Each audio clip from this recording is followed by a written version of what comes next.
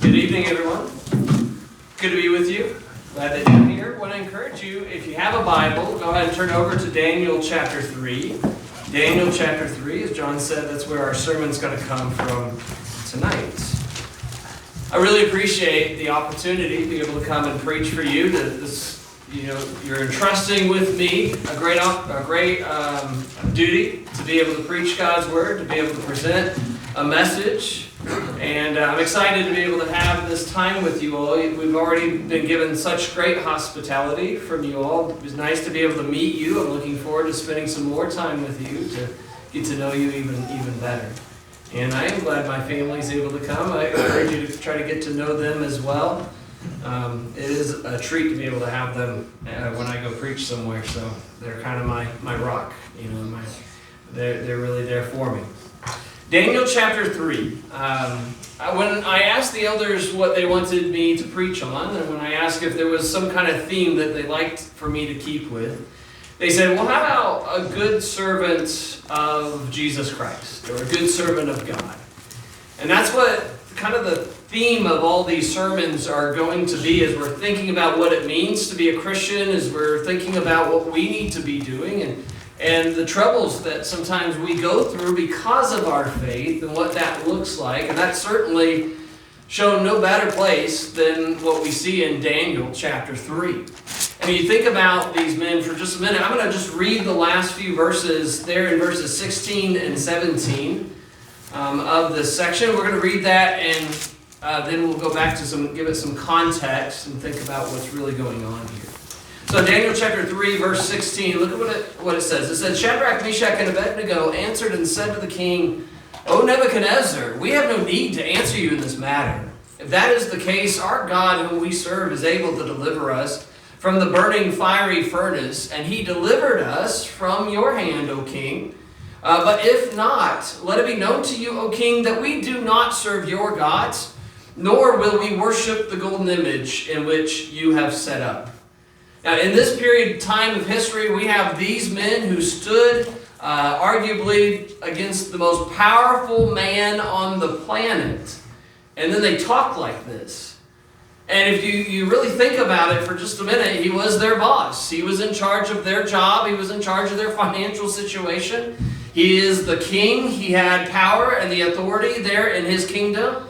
And he had set up this decree and declared that anyone who did not bow down to the golden image that he had erected, that he had set up, that they would be put into the burning fiery furnace, and they would lose their life in this horrible, painful, terrible way.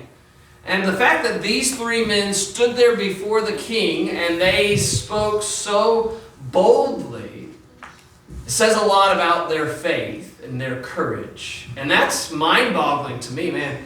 We're gonna work through this passage. We're gonna look at the context of this passage, and then we're gonna come back to these verses and make a couple points that I think are important for us to see here. But I want to get to the context of these men.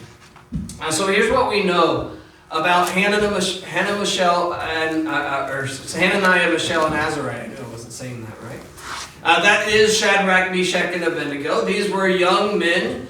They had been taken captive by Babylon, and when they were probably just teenagers. We're not really given much information about these three at the time of their capture, but we are given some information surrounding Daniel, and they're just really impressive from the very beginning. You think about what happened to them. They are arrested, they're taken captive, they're taken away from their home, their family, and everything that they had known in their lives, they're being taken away from. They're being brought into a foreign country. They're made servants, and they're possibly emasculated for the rest of their lives. And they could have been angry and bitter and hated their captors, and yet these young men were not any of that. In fact, they were taken to Babylon. They're given these Chaldean names, which are Chaldean god names. And they're given this Chaldean education to become leaders and servants and to be able to serve in the kingdom there in Babylon. And look what's said about them. Go back to Daniel chapter 1 with me. I just want to show you a few things that we know about them. In Daniel chapter 1 and verse 3, Daniel 1 verse 3, look there just verses 3 and 4. It says, then the king instructed Ashpenaz, the master of the eunuchs, to bring some of the children of Israel and some of the king's descendants and some of the nobles, young men in whom there was no blemish, but good-looking, gifted in all wisdom, possessing knowledge, and quick to understand, who had the ability to serve in the king's palace, and whom they might teach the language and the literature of the Chaldeans. Look at a couple things that's mentioned about these men. Number one, it says that they had no blemish. And so apparently they had to go through some kind of physical examinations, some kind of testing. I don't know if they ran on a treadmill and but they looked them over and made sure there wasn't any blemish in them. Whatever kind of test it was, they passed it. And so they were physically fit in the service of the king. It also says they were good looking. That's an interesting one, isn't it? I guess no one ugly could work in the palace of the king. I'm not sure why that is, but only the best for the king, I suppose. But they were gifted in all wisdom. They were very intelligent.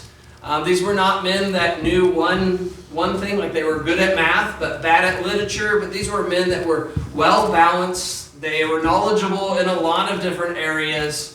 And so they tested well. These were straight A students, if you will. Those were the kind of people they were looking for. They also possessed knowledge and understanding. And so they were problem-solving kids. They were not just saying, hey, look, king, this is a problem in your kingdom, and I don't know what to do about it, but they would bring a problem and they would say, well, here's a solution. Here's something that you can do about that. So they were very good at that kind of thing. They also had the ability to serve in the king's palace. I think we're talking having the social ability, not just physical acceptance, but also social acceptance. And so they carried themselves well. And when you put that all together, we find out that these were incredible men with a lot of incredible qualities about them. And you don't just find that kind of person every day necessarily, don't you agree? Like that, especially that kind of person. But there's something impressive about these men. And there's something even more important that's said about them there in verse 17. Look at verse 17 with me. It says, as these four men, God gave them knowledge, skill in all literature and wisdom, and Daniel had understanding in all visions and dreams. And now at the end of the day, when the king had said that they should be brought in, the chief of the eunuchs brought them in before Nebuchadnezzar. Then the king interviewed them, and amongst them all, none was found like Daniel, Hananiah, Mishael, and Azariah. Therefore they served before the king, and in all matters of wisdom and understanding about which the king examined them, he found them 10 times better than all the magicians and the astrologers who were in his realm. So here's the question. How are they 10 times better than everybody else? Were they just smarter? Were they just stronger than everybody else? What was it about them that made them better? Well, I think the obvious answer here is that God was with them. There was something different about them because God was in their lives. When I had moved back up to Indiana after being down in Kentucky for 2 years, there's a man down there by the name of Teddy Grider. At the time I was down there, he wasn't an elder, but by the time we moved up there, he became an elder. And I put him down as a reference for a job that I was trying to take. And when I started my secular job, I think a week within me being there, my boss quit, which I don't know what that says about me, but my boss quit, and the head manager came to me and said, well, are you interested in taking the position? And later on I found out one of the reasons why he went on and give me the position was because he had one of the references that was given about me. Teddy Grider, he said, is there anything I need to know about Curtis that would help me know whether I should hire him or not? And he said, well, you got to know one thing about him, and I don't know if it matters to you or not, but he's a Christian. And he said that the one thing about Christians, and the one thing I know about Curtis, is that whether you have an eye on him or not, he's going to work hard. Doesn't matter if you're watching him or not watching him, he's going to work hard because he has another boss, Jesus. And he's not just going to be a man pleaser, but he's going to work hard for you at all points. That makes me think about something. Is that true? Is that true of us? Can that be said of us? And I think we need to have this attitude that I'm a Christian, I need to work hard, I need to love hard, I should be, I should rise to the top everywhere I am because God is with me. Yeah, that's really a promise that was made to a lot of people who rose to the top in the Bible. You think about Moses, you think about Abraham, you can think about Gideon, who was hiding at the beginning, the first part that he's hiding, in the press, and then God says, "Hey, look, you're a valiant warrior. I'm going to have you do some very powerful things." And he did, certainly. Or Elijah, or the apostles. And that's the story of these four men. These three specific, but the four men here, God was with them, and because of that, they rose to the top.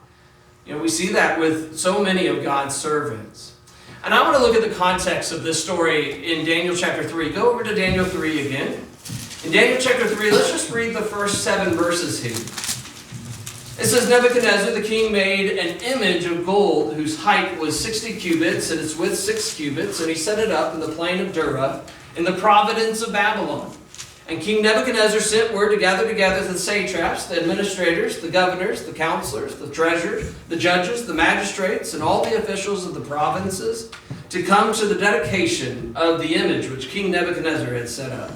And so the satraps, the administrators, the governors, the counselors, the treasurers, the judges, the magistrates, and all the officials of the provinces gathered together for the dedication of the image that King Nebuchadnezzar had set up.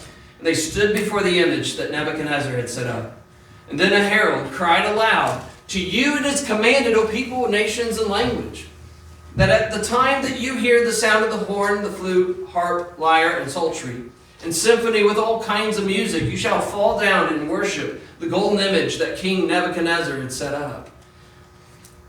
It says, "And whoever does not fall down and worship shall be cast immediately into the midst of the burning fiery furnace."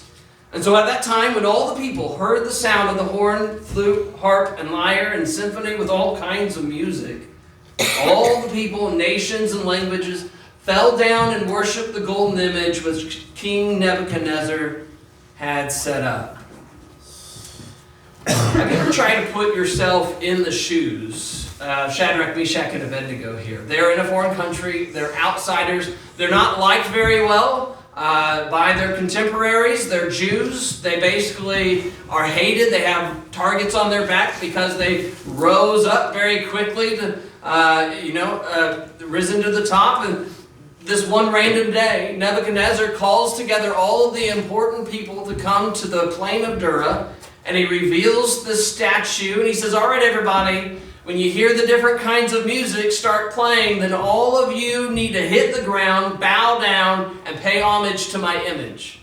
Can you imagine what that must have been like for them? Like, can't you imagine them looking at each other, just kind of thinking, uh-oh, like shaking their heads and thinking, this is not going to be good. This is not going to be easy.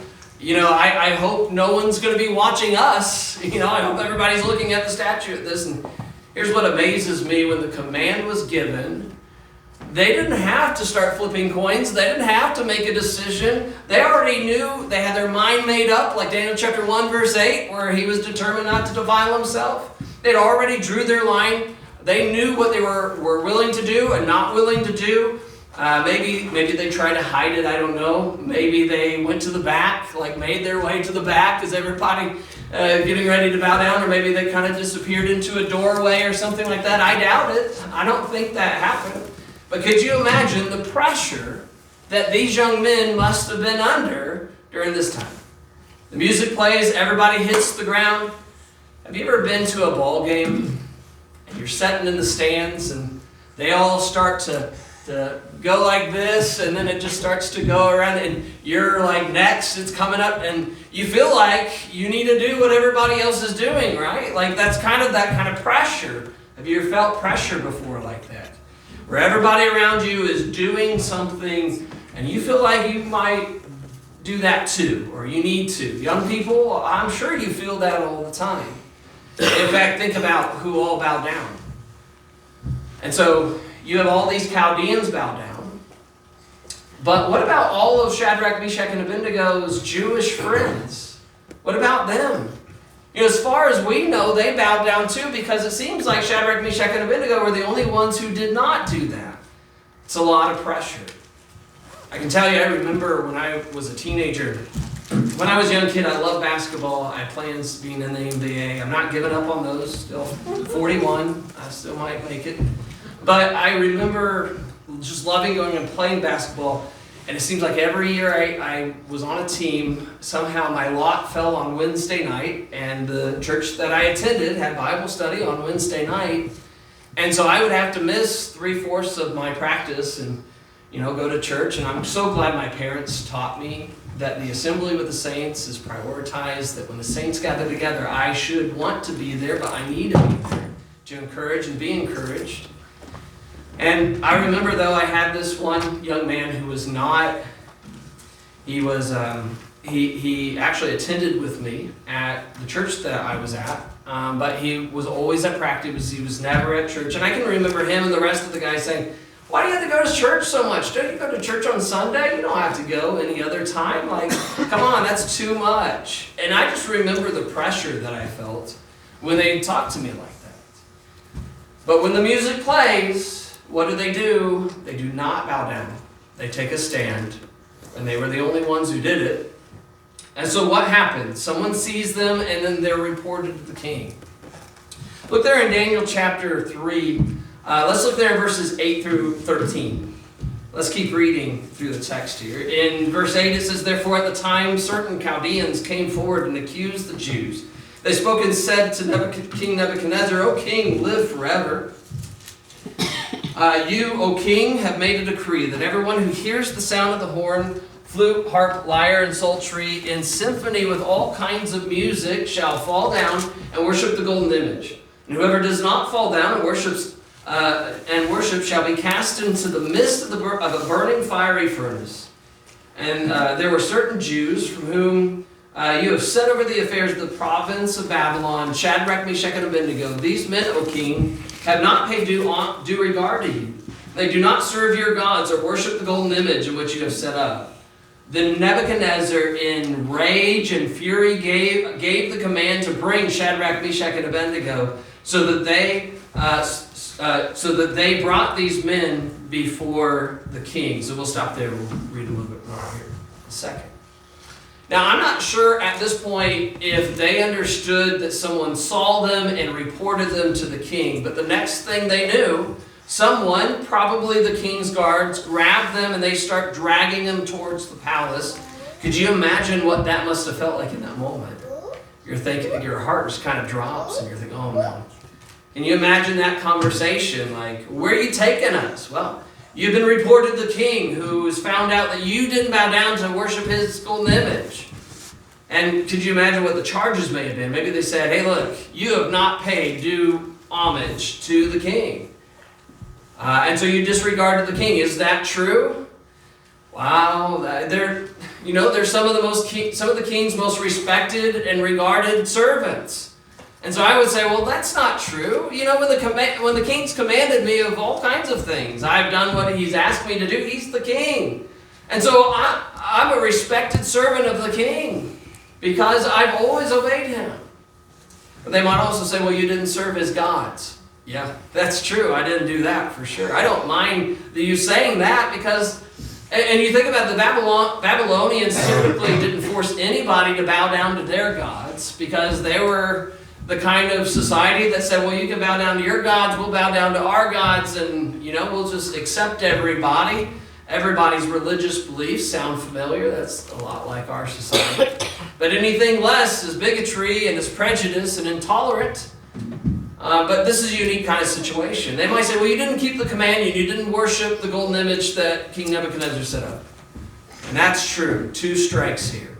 And he seems pretty mad. He seems pretty frustrated. But maybe when you go before him, you can make a case for yourself and you can get off the hook here. Now think about it. Could you imagine how they felt when they heard that Nebuchadnezzar was enraged, that he was just out of his mind about this? Somebody didn't bow down.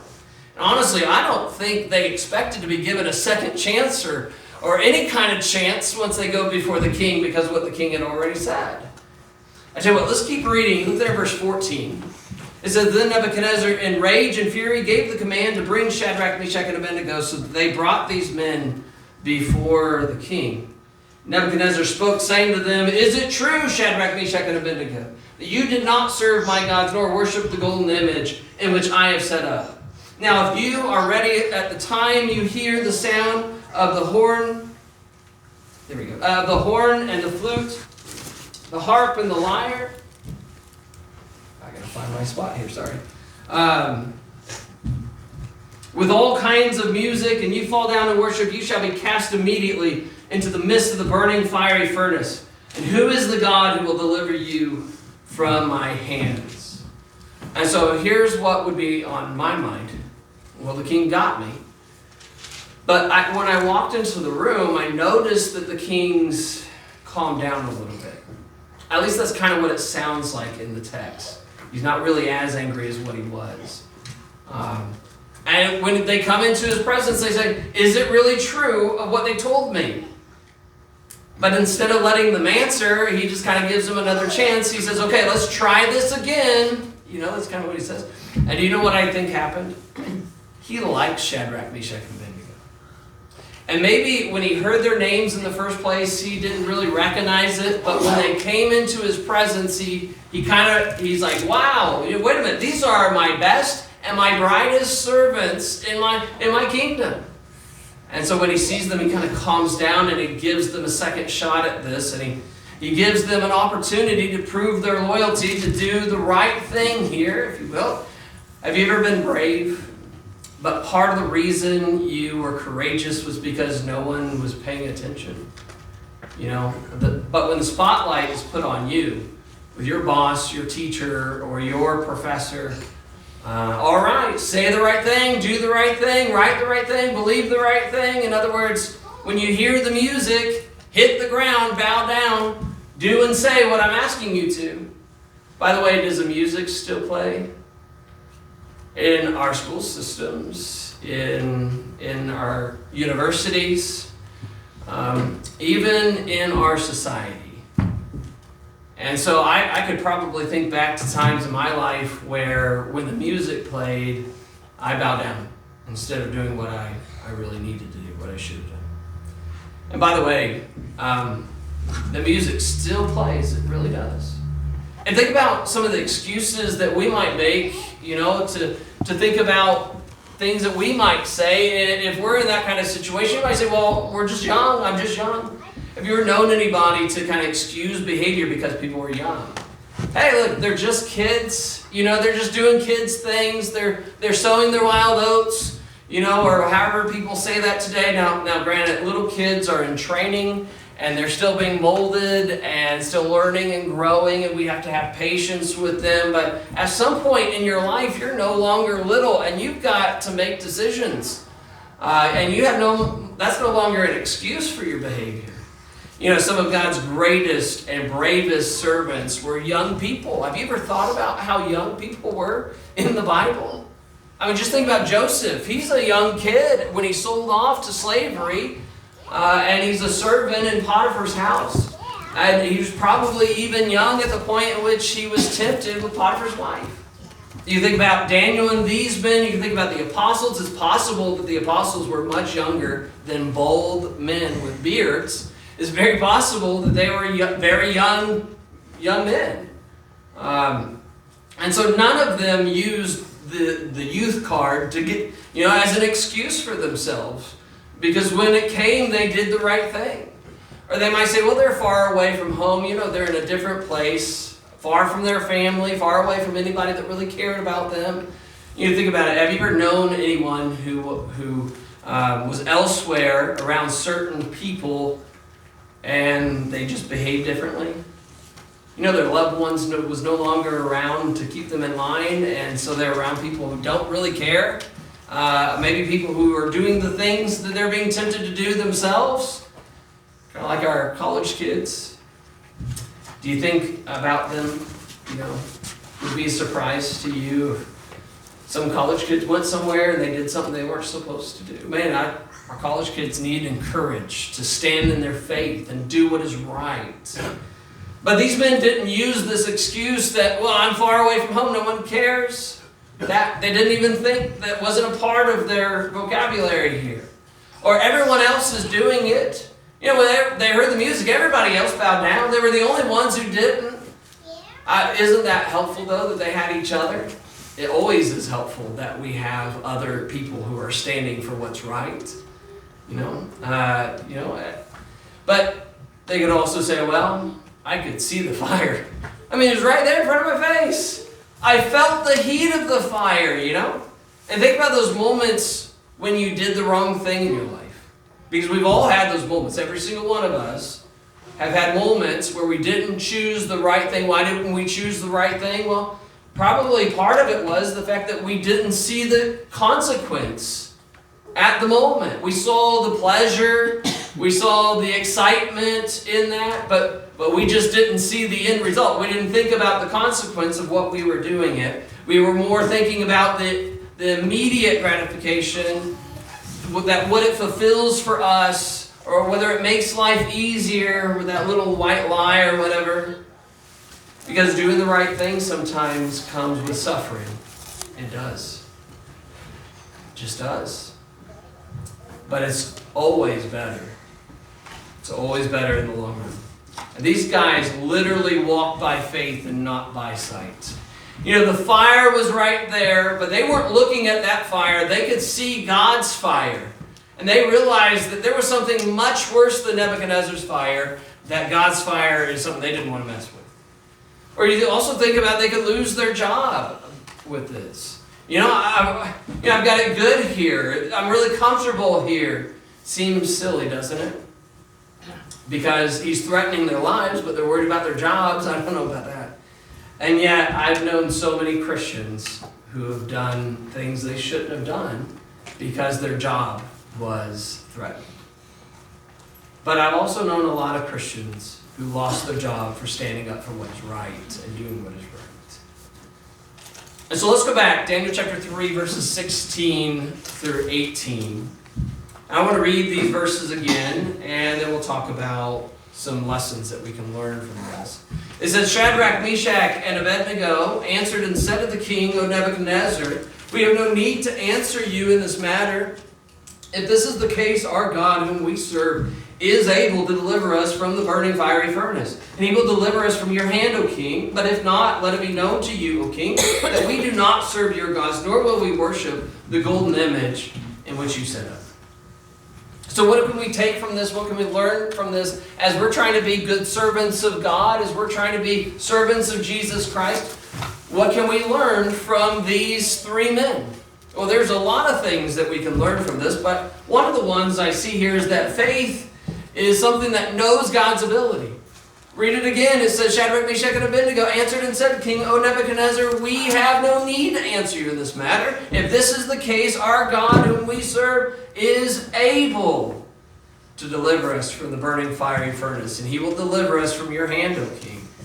See, faith is about realizing God's ability instead of looking at our own and looking at ourselves.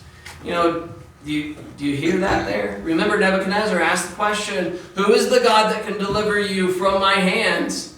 And they said, God is able. We know that. We have faith in God. We know that he's able to do that. And maybe they were thinking that, maybe they were thinking that when they refused, they were thinking the same thing. When they refused the king's delicacies back in chapter 1, remember they were given the best food plan ever. You get to eat what the king gets to eat, and you get to drink all the things that the king gets to drink. But they said, nope, we'll take the vegetables instead. And they said, hey, look, what we want you to do is come back and test us after we've eaten the vegetables for a time and see if it makes any difference. And they were found even better. If I was them, I sure would be thinking, I don't know what God's going to do right now. Nebuchadnezzar is challenging God, but I don't know what God's going to do about it.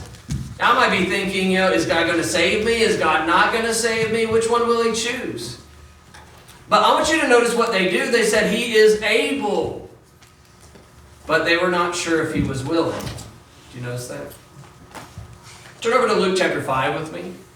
Luke chapter 5, I want to show you something in the Gospels where something very similar is said about Jesus. In Luke chapter 5 and verse 12. Listen very carefully. It says, "And it happened when he was in a certain city that behold, a man who was full of leprosy saw Jesus, and he fell on his face and he implored him, saying, Lord, if you are willing, you can make me clean. And then he put out his hand and touched him, saying, I am willing, be cleansed. Immediately the leprosy left him." See, the leper comes across Jesus, and I'm sure that he's heard he's heard that Jesus has healed other lepers. And he says, if you're willing, cleanse me. Notice what he doesn't say. He doesn't say, if you're willing to come up and give me a big hug, because it's been forever since I've felt the touch of somebody outside of the leprosy colony. You know, they were considered to be unclean. In the law, they were not to be touched. Not only that, people didn't touch them because they were afraid they were going to contract what they had. When do you suppose the last time he had a hug or he shook the hand of somebody that didn't have leprosy? When do you suppose the last time he hugged somebody that was his family? Because they weren't allowed to touch him. And I doubt they did. But I want you to notice what he says instead. He says, if you are willing, you can help me. Think about it. You know, it would have been devastating to this man if Jesus was able, but he wasn't willing. He knew Jesus was able. He knew of his capability, especially devastating if it had been Jesus was willing, but he wasn't able. I tell you what, if you need your car fixed, I am the kind of man that is willing, but you don't call me because I'm not able. My dad was a mechanic, and anytime my car broke down, I said, Dad, here, you're able. And I didn't learn a lot about mechanics. I was a mechanic's son. But I am a willing person to try to help. But there are some people who are able and maybe not willing. But here's the amazing part about this. Jesus was both with this man. But also, this man believed in Jesus' ability to help. But he just wasn't sure if he was willing. And as I said, Jesus, thankfully, was both. And he demonstrated it by reaching out and grabbing his hand. And that leads me to my next point. Look in Daniel 3 again. In Daniel 3, verse 17, it says, But if in this case our God, whom we serve, is able to deliver us from the burning fiery furnace, and he will deliver us from your hand, O king. But if not, we'll stop there for just a second. Think about it. I know that he's able, but even if he doesn't, I'm going to respect his choice. I'm not going to decide for God. And so you should recognize this pattern of trust of the servants of God for God's choices as they're living by faith. Look at Luke 22, verse 42. Jesus in the garden, and what does he pray? 3 times he prays, Father, if it is your will, take this cup away from me. Nevertheless, not my will, but thine will be done. He says, Father, if it's possible, take this cup away from me. Was he able? He was absolutely able to take this away from him. And Jesus knew that. Jesus knew that God was able to do all things. All things are possible with God. But he would go on to say, if this can't pass from me, not my will, but thine will be done. You have a choice here, God, and I understand that. I will trust your will no matter what you decide here. Can you think about how that would apply in your life? Think about how both of these things, knowing God's ability and trusting God's choices, could change every decision that you make in your life. Like, I know that God is able to do something, and I might appeal to God. I pray to him that he would do it, but I have to have enough faith in God to let him make the decision and trust that instead. Have you ever seen one of those easy buttons? I remember, it used to be the Staples commercials, I think. They had these easy buttons, you push it and something would be done like that. I always think about it in these terms. If I had an easy button and that I could push that button and everything that I asked would happen, whether it's God's will or not God's will, I've thought about this. Would I ever touch it? Would I ever push that button? I tell you what, I think as Christians we need to get comfortable with saying, I wouldn't go anywhere near that button because I trust God's will. I just do. I heard this description in a podcast, and it described our vision like if we put a patch over our left eye and we put our right eye up to a straw, and what we see at the very end of that straw is like our vision, right? We just see what's at the end there, right in front of us. But then God's vision's like taking off the patch and removing the straw, and He can just see so much more clearly than we can. You know, God can see big picture when we're looking at small picture. God can see more than what's right in front of us. In fact, He can see beyond what's in front of us. He can see the spiritual realm. And we can only see the tiny bleep in front of us. See, God knows when things are good for us and when they're not. And we're just so short-sighted in everything that we just want what we want. Right? And children, that's why when your parents, you come up to them and you ask them for something, and they say, nope, sorry, I don't think that's a good idea. That's why you need to learn to trust your parents in those things. Because as a child, you're very short-sighted. You just see what you want, you see what's in front of you, and that's all that you see. But your parents, they can see beyond that. They're thinking about the consequences of it. They're thinking about what's good and what's not good for you.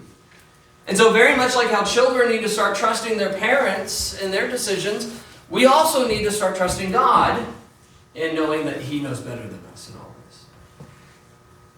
That leads me to my last point. Look there in verse 18 with me. It says, but if not, let it be known to you, O king, that we do not serve your gods, nor will we worship the golden image in which you have set up. This is the third point. Number one, we need to know that God's able. Number two, we need to trust that God knows best. And number three, we need to yield to God's will no matter what the consequences are. Remember what Daniel did in Daniel chapter 1, verse 8? They had offered him the greatest meal plan ever, but it says that he had determined that not to defile himself with a portion of the king's delicacy. Because you remember why? Because God had given Jews a very strict diet. Leviticus chapter 11, there were certain things that they could and could not eat. And so when this thing was offered to them, they had already made up their mind the things that they were going to concede in and the things that they were not. By the way, they conceded in the names that they were given. They were conceded in given the education that they had, their new homes, their new roles. They conceded in a lot of different areas, but when it came to something that God said, they said, no, we're determined not to defile ourselves here. They had a won't list. They drew a line before those delicacies were ever offered to them, and they weren't going to cross the line. And so think about it. Was God able to get them through the first few months of Babylonian? Absolutely, He was able. Were they sure that He was? No, they had no idea. Whatever God's decision was, they're just not going to disobey. They're going to do what God says. And think about ways that might apply in our lives. You think about the single person. Could God give you a spouse? Absolutely He could. Is He going to give you a spouse? I have no idea. In the meantime, what should we do? Well, we should be patient and respect God's decision. You think about the unemployed person. Is God able to get a job for you? He absolutely is. Is He going to? Have no idea. But what should we do now? Well, we should yield to God's will. We should continue to live and keep what God's told us we need to do. And you think about it, the person that's looking to have a baby and struggling and not able to, or the person that's facing some kind of trial, facing some kind of temptation in the furnace, in their life. The person struggling in their marriage or struggling with their children. And so here's what I found. That these three things apply in nearly every situation that we can find ourselves in. And the more I think about this passage, this phrase, this moment in history, the more I realize that faith is forged in the fires of our lives. Our trust in God is challenged. And what we decide to do in those moments, how we trust God in those moments, how we know what God's able to, but still trust the decision that God makes, is how our faith is really forged. That's how real faith is developed. Just look with me for just a minute. Look at Daniel 3, verse 19. We'll read a little bit more. It says, "Now then Nebuchadnezzar was full of fury, and the expression on his face changed toward Shadrach, Meshach, and Abednego. And he spoke, and he commanded that they heat the furnace 7 times more than it was usually heated. And he commanded certain mighty men of valor who were in his army to bind Shadrach, Meshach, and Abednego, and to cast them into the burning fiery furnace. And then these men who were bound in their coats, their trousers, their turbans, and their other garments, and were cast into the midst of the burning fiery furnace. Therefore, because the king's command was urgent, the furnace exceedingly hot, the flame of the fire killed those men who took up Shadrach, Meshach, and Abednego. And these 3 men, Shadrach, Meshach, and Abednego, fell down, bound into the midst of the burning fiery furnace." It says that Nebuchadnezzar was completely filled with rage. His facial expressions changed. He tells them to heat the furnace 7 times hotter than it was usually heated. I'm not sure if, as they're walking towards the furnace, I'm not sure if the flames leaped out or what, or they just melted, but the men that had bound them were gone. And Shadrach, Meshach, and Abednego there are in the midst of the fire. And faith doesn't believe that God will deliver us from the fire, but that it will bring us through the fire. Do you notice that? They end up in the fire. It's not that God said, "Hey, look, you're not going to even have to touch this fire, guys." But they were right there in the middle of the heat, in this real difficult time. And that's what deliverance is. It doesn't mean that God's going to take us from those moments. It just means that God's going to be there with us as we go through it. And when Nebuchadnezzar looks up in the furnace, what does he see? Do you notice? He sees not 3 men. He sees 4 men. He says, "Hey, wait a minute. Didn't I put 3 men in there? Why are there 4 men in there? What's going on?" Well, let's read about it. Go down to verse 24. It says, "Then King Nebuchadnezzar was astonished, and he rose in haste, and he spoke, saying to his counselors," there we go, put it up there. "And he rose in haste, and he spoke, saying to his counselors, Did we not cast 3 men bound into the midst of the fire? And they answered and said, True, O king. Look," he answered, "I see 4 men loose, walking in the midst of the fire, and they are not hurt, and the form of the 4th is like the Son of God." Then Nebuchadnezzar went near the mouth of the burning fiery furnace and spoke, saying, "Shadrach, Meshach, and Abednego, servants of the Most High God, come out and come here." And then Shadrach, Meshach, and Abednego from the midst of the furnace. And the satraps, the administrators, governors, and the king's counselors gathered together, and they saw these men on whose bodies the fire had no power. The hair of their head was not singed, nor was their garments affected, and the smell of the fire was not on them. Nebuchadnezzar spoke, saying, "Blessed be the God of Shadrach, Meshach, and Abednego, who sent his angel and delivered his servants who trusted in him. And they have frustrated the king's word and yielded their bodies, that they should not serve nor worship any god except their own God. Therefore I've made a decree that any people, nation, or language which speaks anything amiss against the God of Shadrach, Meshach, and Abednego shall be cut off in pieces, and their houses shall be made of ash heap, because there is no other God whom can deliver like this." And then the king promoted Shadrach, Meshach, and Abednego in the province of Babylon. This is an incredibly powerful passage, because even though Shadrach, Meshach, and Abednego had no idea what God was going to do, their courage and their faith in this moment sent the most powerful man of the world on a path of belief. In fact, sometimes just read Daniel chapter 4. After God humbles Nebuchadnezzar for a little while as he chewed on some grass, he makes one of the most amazing statements of faith in all of the scriptures. Here's the point. Forging faith is not about our own deliverance, but it's when we have the courage to know what God's able to do, to trust what God's decision is, and to continue to yield to God's will.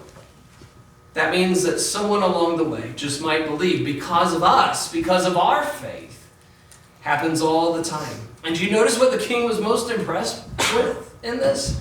That they yielded their bodies. They gave their own lives. He says, "Hey, look, you sacrificed yourselves for this. You trusted. You had courage And you made a sacrifice here.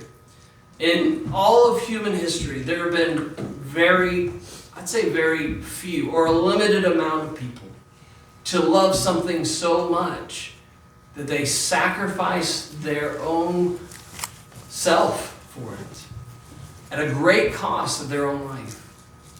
But what we as Christians need to know is that is supposed to be us in every day, in every place, at our jobs, at school, at college, in your neighborhood, that we recognize what God's able to do, that we trust what God's decision is, and that we continue to do God's will no matter what the cost is. Let me just say this tonight as we're thinking about that. The cost that God has asked us to make for Him, and after all He's done for us, is so little in comparison to what He's done for us. So little. The steps that He's asked us to take in order to come to salvation.